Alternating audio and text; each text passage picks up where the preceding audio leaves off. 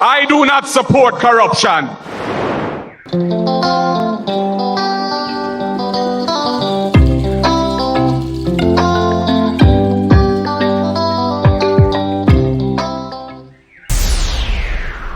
Welcome back, everyone.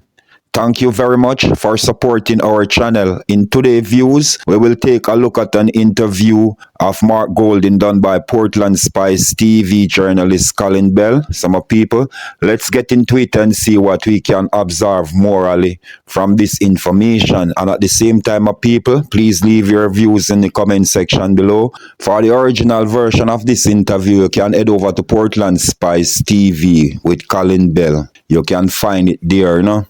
Him do deserve the support. Great work, Colin Bell. Bless up yourself, King. Yes, my people, and if you are new here, welcome to the space. Please like and share and subscribe to the channel to help the channel grow. I'm out for now. Let's get into it. Let me invite to the studios of Portland Spice TV my leader. Because we talk the truth, I'm not telling nobody about my balance. This is my leader and the opposition leader of Jamaica, President of the People's National Party. Good morning and welcome, Honorable Mark Jefferson Golding. Morning, Sir Colin, comrade. And I appreciate your openness and transparency on that issue. So people know where you stand. There's nothing wrong with that, as long as people know. But that's the ethics of journalism, comrade leader. Indeed. And unfortunately, it is not always practiced as it should. Can I tell you? So much of them come and say them neutral, them the balance. I don't believe that we have no balanced Jamaican. Everybody have a side. PNP or GLP. Well, I just want to say greetings to the Portland Spice Massive on this live. And, I'm sure we have people from both P and no P on, so enough respect to each and every one. And it's a pleasure to be here, Colin. Welcome, comrade leader. A number of things I've always wanted to talk to you about. You came into the political scene, thrust into politics as a businessman. And when you became leader of the party, you were trailing miserably behind the bro god, the Honorable Prime Minister. And it was a case of an unknown in politics. Normally, our leaders come out of people who in the party long time, come up through the ranks. People don't know you, never knew of you. True. You are now leading in the polls, so a little more people know a little more about you. What it is that you'd want the people of Jamaica to know about Mark Golding enter into politics to serve this country? Yeah, I think your analysis is accurate. I became leader in November 2020. And although I'd been in public life from 2007, when I became an opposition senator, Portia Simpson Miller, Sister P, invited me to be one of the 8 opposition senators in 2007. The Senate is a relatively low-profile political organ in the sense that it's more technocratic, it's more focused on the details of legislation and that kind of thing, which actually suited me well at the time because I'm a lawyer by profession, and I've always been interested in drafting and more on commercial transactions, but it was easy to shift my orientation to the kind of material that comes to Parliament. So I wasn't well known. I was treasurer of the party at one point. I was a spokesperson at one point.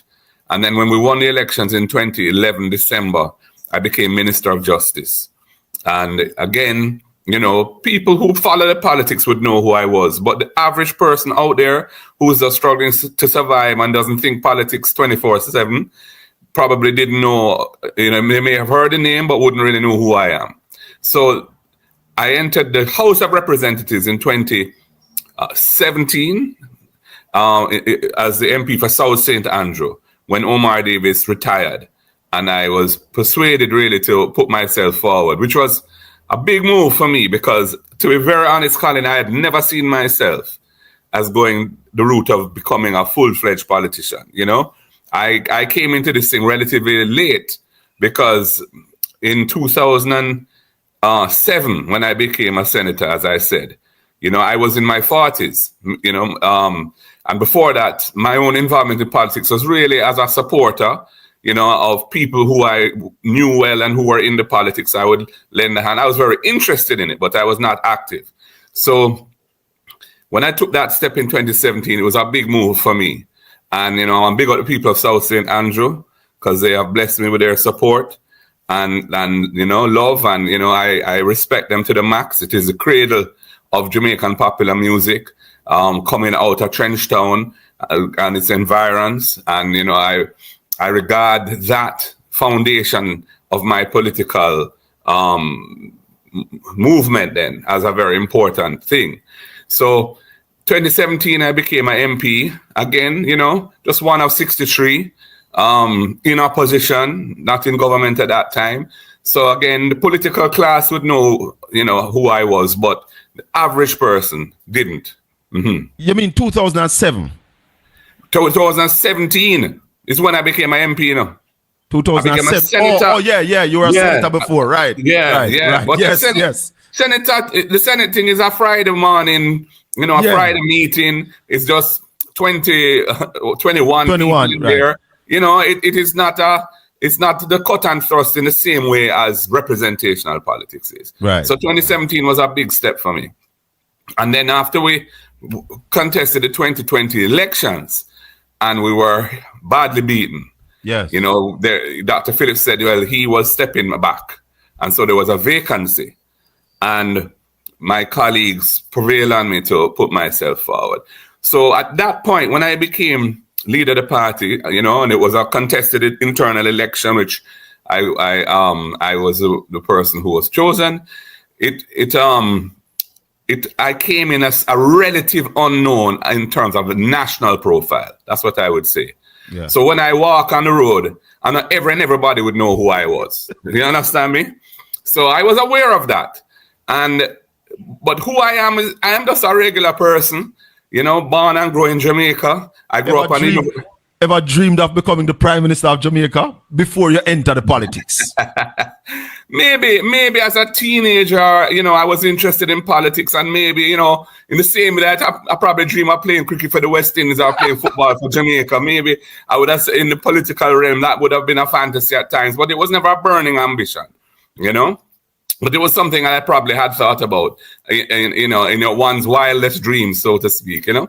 And then becoming member of parliament of your constituency, which is a PNP bastion, was pretty easy. Becoming the opposition leader now and challenging for government, was that a rude awakening of the crassness of the politics at this stage now? Absolutely. Yeah, I mean, it is a totally different thing.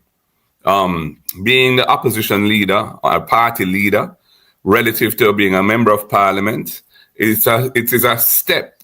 It's a large step up from where I was before, because you become the focus of attention, you become the focus of people's expectations and hopes, and you also become the focus of attack from your opponents. And in the era that we are in now, of pervasive social media and other communication channels, which are really unregulated and where people can say anything they like, informed or uninformed, malignant or honest, you know, it lends itself to a kind of chaotic kind of discourse. So I have felt, I think, the brunt of that, you know, and it was so I had to stand up, you know, and I had to kind of firm up myself and go through.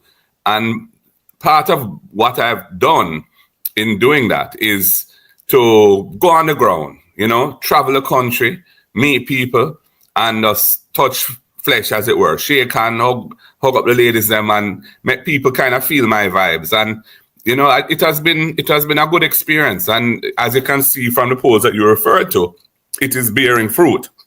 You know, but the original question was, you know, I think it was like, who am I? You know, yes. So I was just saying, I'm just a regular Jamaican person, born here, grew here. Oh, you have to be regular. People say you're rich. People say the Prime Minister was making some statements after people getting wealthy, and there are views out there that he's talking about you getting wealthy. Okay, so I'm not going to say I haven't been successful in my endeavors when I was in private life. You know, I have been successful. I wasn't born rich. My father was a university professor.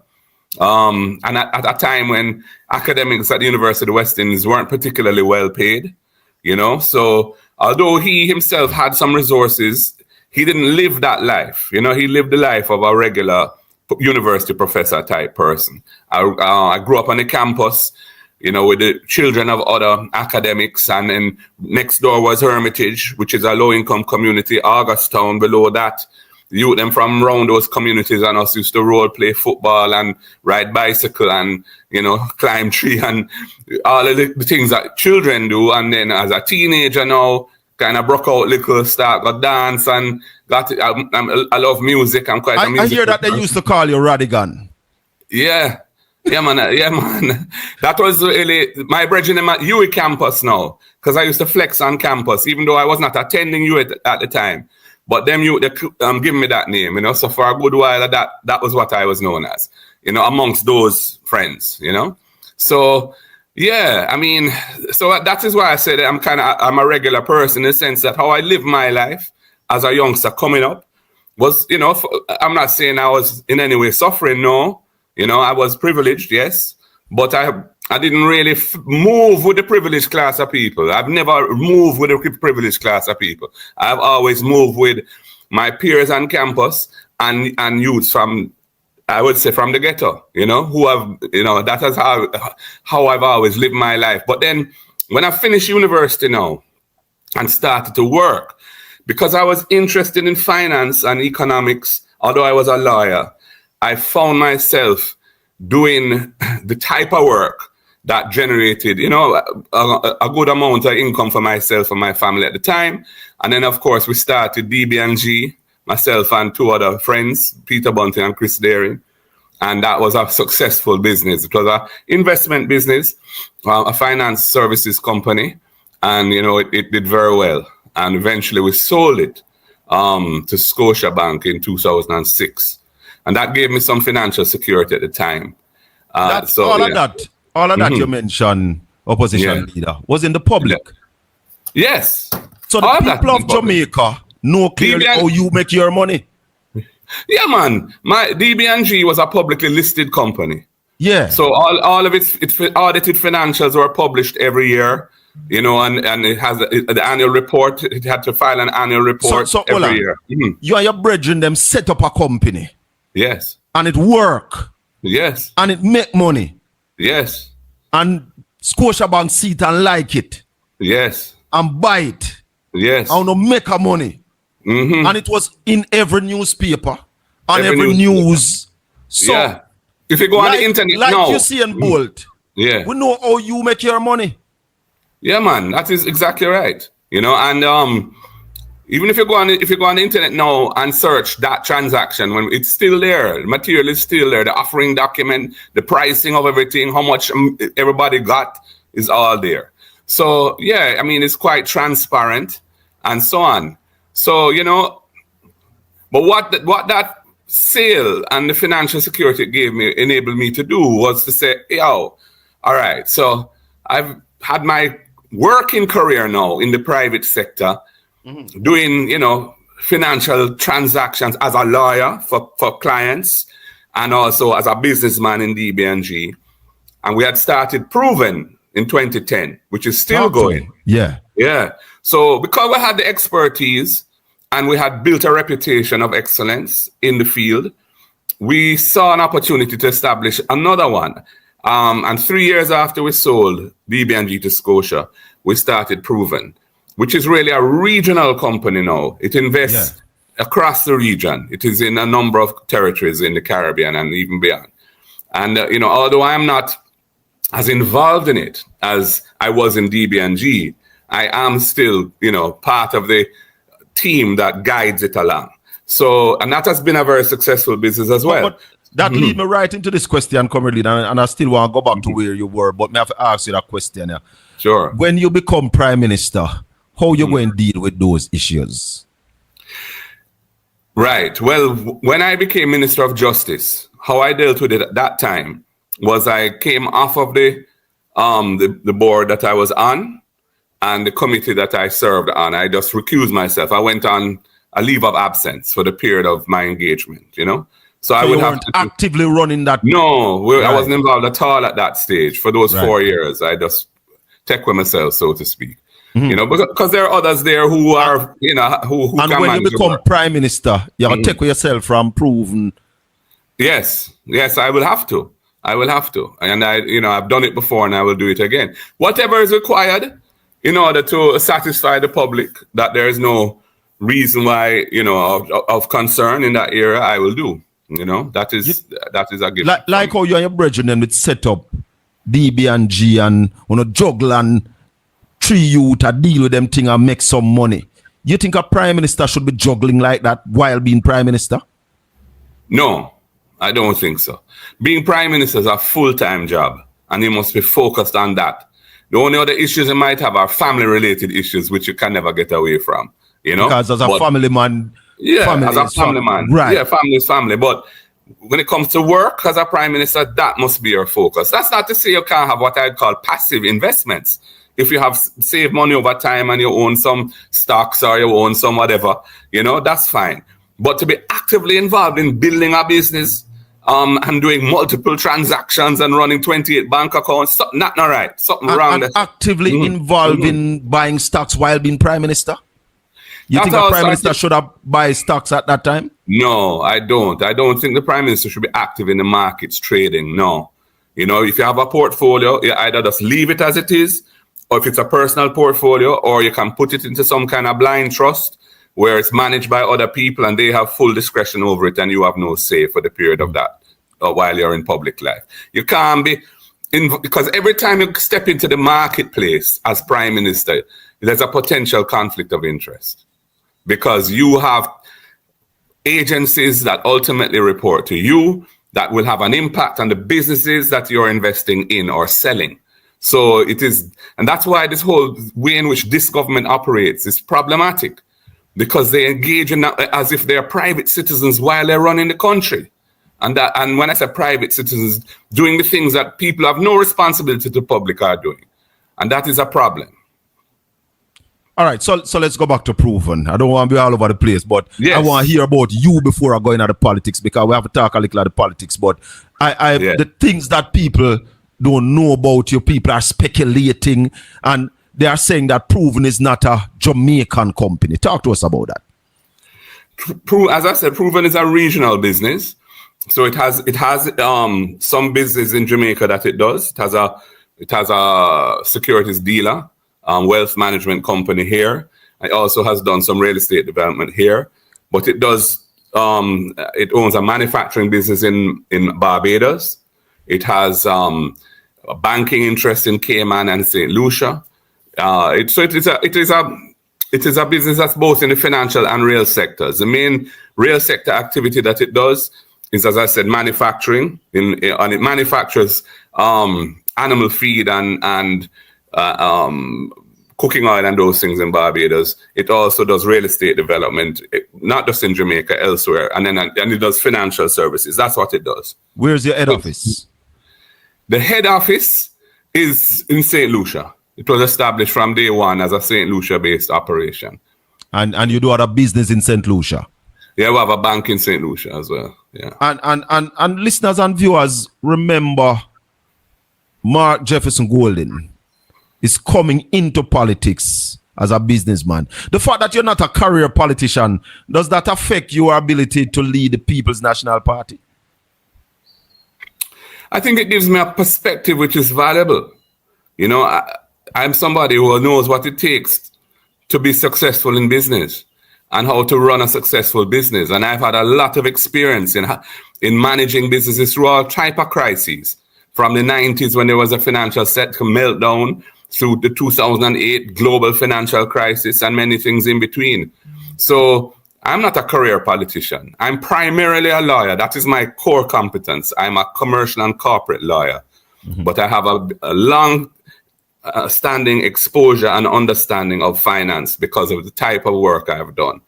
And I think that's an asset. That will be an asset to Jamaica. I think it's an asset to the PNP because this is part of what I've brought to the table is, you know, managing the party in the way we manage it now, you know, which is, as you've seen, bearing fruit. So, you know, it is, to my mind, the country needs people who have experience and expertise to run it. Why do you think Mr. Holness draw for Nigel Clark? Because he knew that, you know, that was a big gap in his team that he needed to try and fill. And of course, that gap was opened again when Nigel decided to cut. But so you know, it has not been filled now? Well, no, they have attempted to fill it now, and the person who's filled it, Favor, you know, is competent in the field of finance. She's a very well qualified person in that era. But of course, as a politician and as Minister of Finance, it's less about technical skill, you know, and more about communications and interpersonal skills. Now, the jury is out on whether she has that. I don't think she has that personally, having seen how she operates.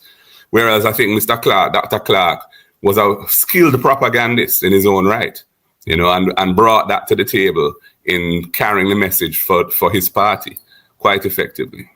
Let's talk a little bit about finance, comrade leader, and where Jamaica is right now in managing the finances of this country. I want to start at 2011. Okay. Where the PNP came back in office after the GLP had crashed the economy. This is a area, this is a period of time that has not been discussed. And some of us in the media are also saying that the PNP may be at fault by not bringing forward that period of time when the government speaks of what they have done with the economy.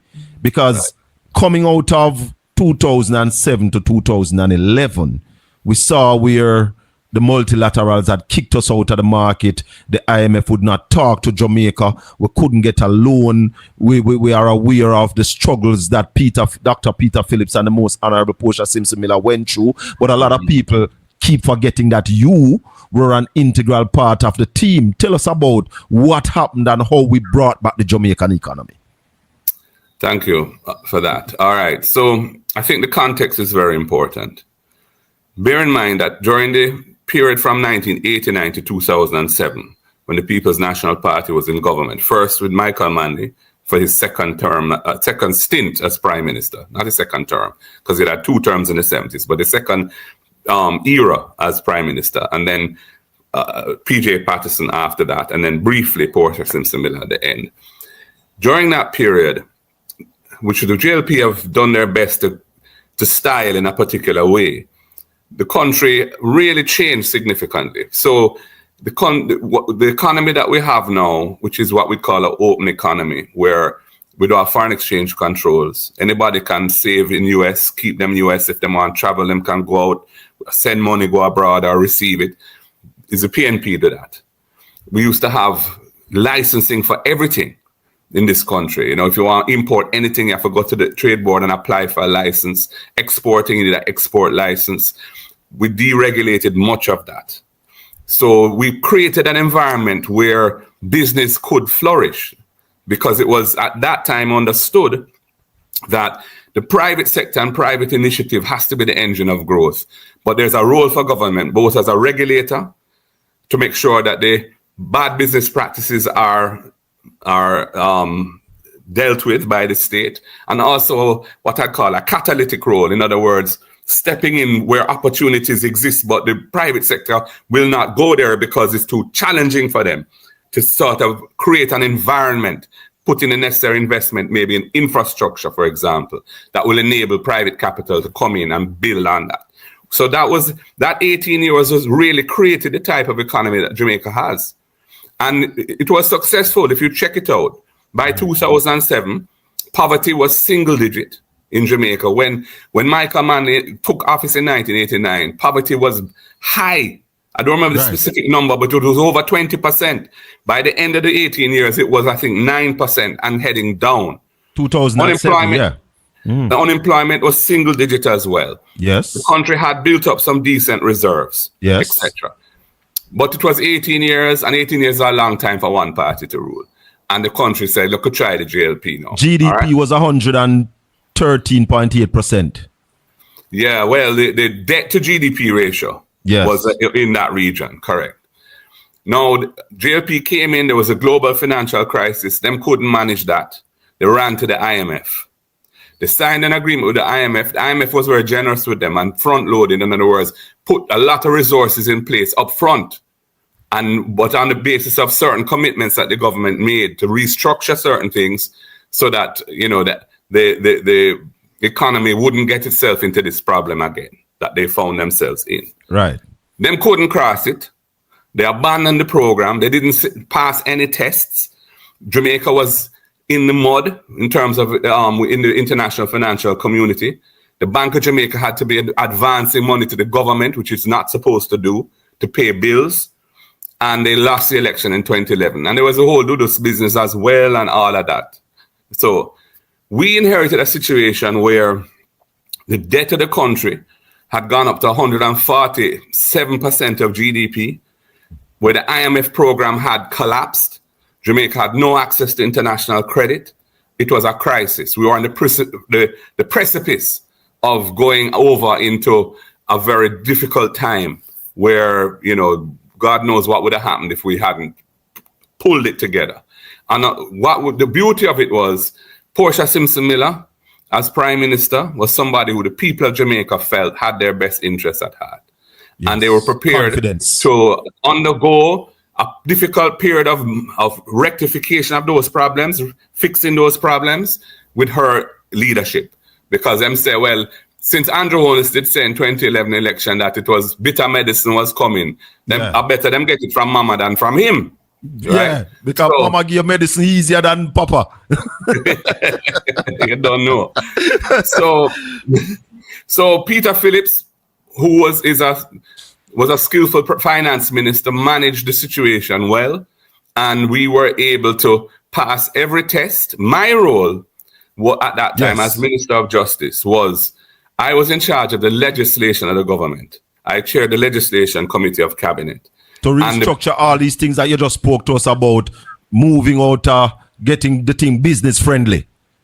Exactly, and getting the tax system functioning right, so you had revenues to manage the debt problem. So hold on, opposition leader.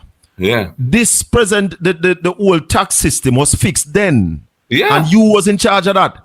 Absolutely. That's why the government now can collect so much revenue. It has been a tremendous success. What happened? We restructured the tax system. We eliminated all the million of different types of incentives, created one, what we call omnibus tax incentive that any business can get. The employer tax credit, which means if you employ people and you pay your statutories, you get that as a credit against your income tax within certain limits. We also incentivized, we gave the tax deductions for investment in research and development, which hadn't been possible before. We introduced the production incentive where people can import production inputs that you can't buy here and you need to import without paying duty. So we created the tax environment that now exists. And we also dealt with the whole revenue collection side of things to streamline that. We introduced a new tax software in the tax system to make that more efficient. And let me tell you, the thing has worked tremendously well, because if you look at it without imposing any new tax types, the revenue of the country has grown way ahead of inflation over the period since then. In other words, if you look, and way ahead of economic growth as well. But why you don't tell people that you do these things and allow Nigel Clark to be claiming glory? You should be getting royalties.